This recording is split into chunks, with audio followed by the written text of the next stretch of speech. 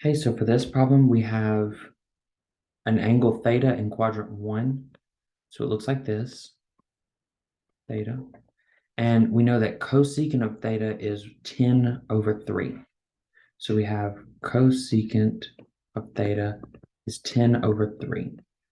Alrighty, cosecant of theta is 1 over sine of theta.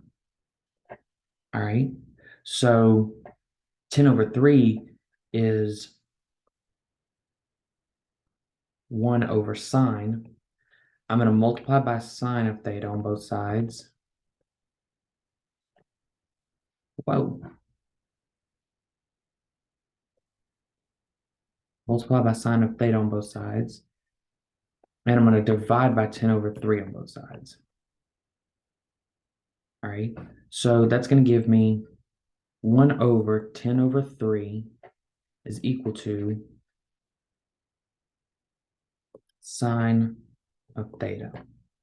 1 over 10 over 3 is 3 over 10. Alrighty, so that already gave me one of mine. Sine of theta is 3 over 10. All right, but now I can use this to figure out my third side. Sine is opposite over hypotenuse. So my opposite side is 3, my hypotenuse is 10. I need to find this side right here. So 3 squared plus b squared equals 10 squared. 3 squared is 9, 10 squared is 100. So we have b squared equals 100 minus 9. B squared equals 91. I take the square root of both sides. So my side B is the square root of 91. All right.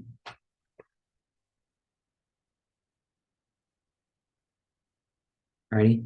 91 is, I can take a 7 out. 7 will go into there.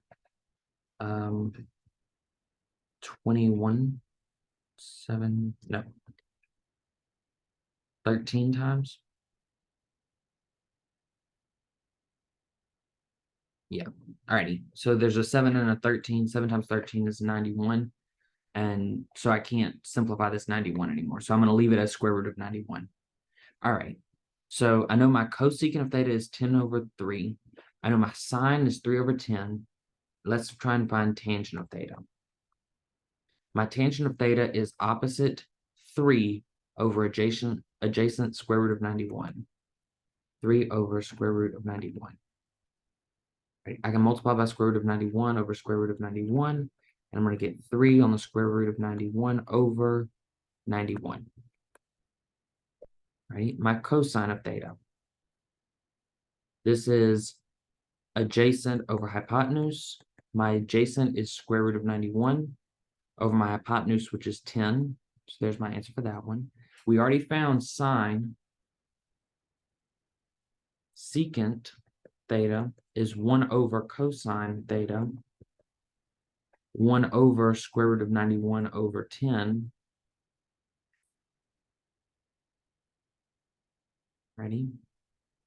Which is 10 over square root of 91. Multiply by square root of 91 over square root of 91. And I'm going to get 10 on the square root of 91 over 91.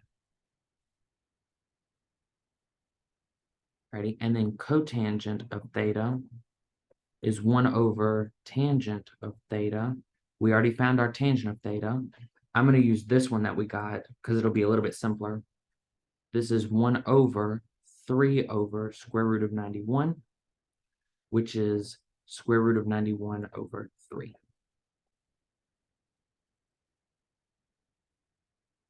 Ready? That's my cotangent. This is my secant. This is my cosine, tangent, and sine.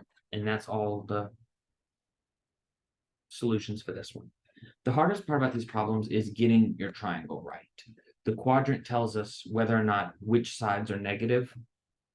If it's in the first quadrant and both sides are positive, I'm going to do that right here. If we're in the first quadrant and both sides are positive. If we're in the second quadrant, the up and down side is positive, the left to right side is negative. Right? If we're in the third quadrant, both sides are negative. And if we're in the fourth quadrant, the up and down side is negative and the left to right side is positive.